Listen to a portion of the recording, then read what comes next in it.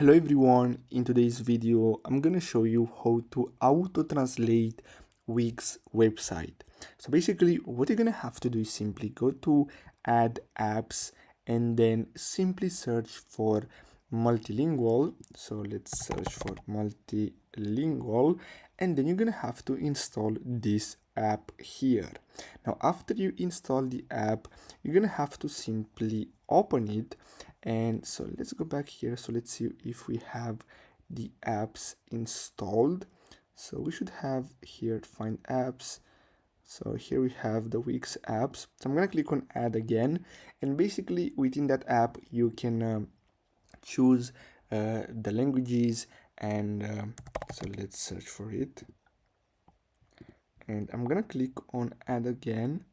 So let's click on manage apps to see if we have them installed here. So as you can see, yes, we have it.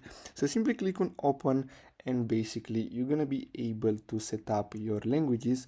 So basically if someone's from Italy joins your website and your website is in English, it's gonna automatically translate to that language. So basically that's all you have to do. Thanks for watching.